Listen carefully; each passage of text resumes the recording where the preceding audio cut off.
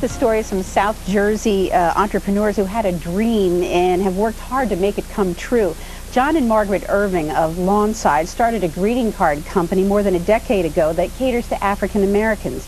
It's called Jomar Creations, and the story of how they created it and grew their business is an inspiration to people everywhere who have an idea and want to hang on to it and make it come true. So thank you both for being here, John and Margaret. Thank you. Thank you for having Let's me. go back to the beginning. In the 1990s, John, well, both of you were working for someone else. You were doing other jobs, but John, you weren't very happy and you had an idea. Take us from there.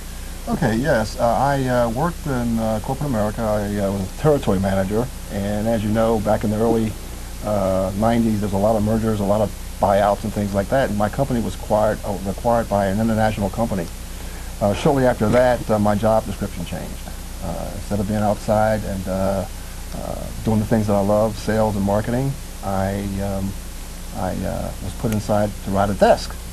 And I didn't like that, so I started to think, well, maybe there's something else I can do. I've always thought about going into business for myself, and this might be a good opportunity, especially at the same time my wife was nearing retirement, and she was thinking about doing something too, so I felt maybe this was a good time to Start a business. Start a business. Now, Margaret, each of you bring a talent into this business. Tell me how it works. John does the illustrations, you do verse. Tell me about it. Well, John is the power behind the throne, and I'm the power behind John. So sometimes he thinks the cup is half empty, and sometimes I think it's half full, but we balance out. And occasionally I'll write verses for the cards. I do a lot of packaging, and then I do a lot of networking with other people, and I have a lot of contacts from before I left the government. I worked for the Department of the Army, and different organizations like our church. We belong to the Church of the Good Shepherd, which our logo is Little Wooly, the little lamb. And when you see Jesus, you always see him with the little lamb, you know, so he's very spiritual. Now, tell me more about this. You do some of these illustrations yourself, John. Yes, I've actually done half of the illustrations that we currently have, but I also hire or commission black artists in the area to do work for us too.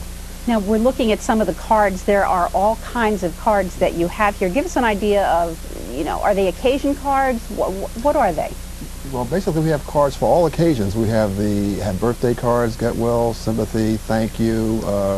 Most of our cards are kind of religious, but a lot of them are just traditional cards.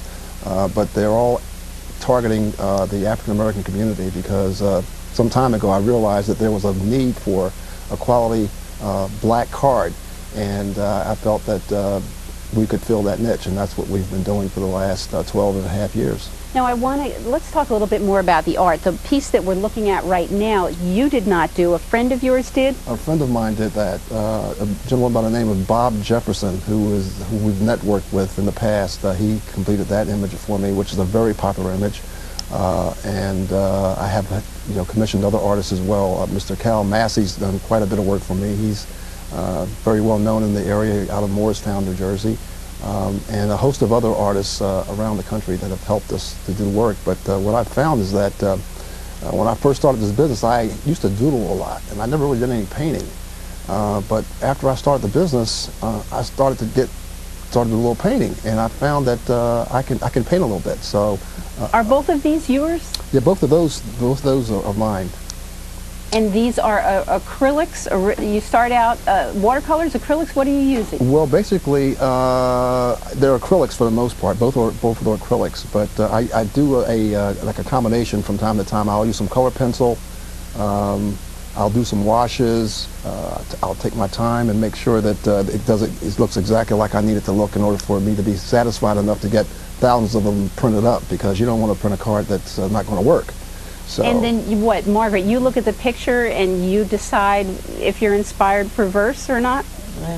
I try to. I try to get inspired. Yeah. She does a great job, Nora. Well, she does a great job. When you pay out so much money, too, for people writing verses, you find out that you have quite a talent yourself, That's right. Inspired, definitely. Right. Exactly. Now, you both took courses that the state offers that helped you get this business started. Tell me about that real quickly. Well, actually, we were fortunate that right around the time that we were thinking of this, the New Jersey Economic Development Authority had a program through what they call the Entrepreneurial Training Institute. And basically, if you take the course, do a business plan, you get a loan. And that's exactly what happened. We took the course, did a business plan, presented it to the board of directors, Right. and they were favorably impressed with what we had to say. We'd done our research, and we got a loan, and The rest is... the rest is, as they say. Now, you started in just a couple of stores. Where, in South Jersey? Well, actually, yeah, in South Jersey and in Philadelphia, I started with a couple stores, and we actually was selling a pharmacy in Willingboro, New Jersey, and CVS Pharmacy came in and acquired the pharmacy, and naturally that began a relationship with CVS. They weren't exactly eager to start with a small company because, as you know, the synergy between big and small companies is difficult at best, and so, but I will say this for CVS and for Pathmark as well, they have become great corporate citizens, and they've helped us a lot, and we've helped them a lot, because after all, you're not with a company for 12 years, no, 10 years we've been with those stores, unless you're paying the rent, you know, on the space that you're using. So, And now you're in dozens of stores in the area, and these are big stores, Pathmark, CVS? Pathmark, CVS, we're in every Fresh Grocer, which is a small chain of stores. We have a host of other retailers all across the country that we service, but those are the two largest stores that we currently service. Now, this is a multi-billion-dollar business, the greeting card business. How does a small business like yours play with the big guys? That's a good question. Can I answer that? Yeah, I wish you would. Tell me. Is there any question about that? Yeah, well, you know, Margaret, she's great. I mean, she does so many wonderful things, but I'm the one that actually makes it happen. You know, I'm out there on the road, I'm you know, beating the bushes and things like that. So I kind of knew what we needed to do in order to be successful with this. What we have, Nora, is we have what we call value. We have like a value-added product, okay? And, you know, value is where price and quality comes together. And in the black community, believe me, we know value. So when you see our cards, what you're going to find is you're going to find a card that's a nice size. It's a 5.5 by 8 inches in size. It's going to have a tissue insert in many cases. It's going to have foil stamping, which is the copy will be actually foil pressed onto the front of the card.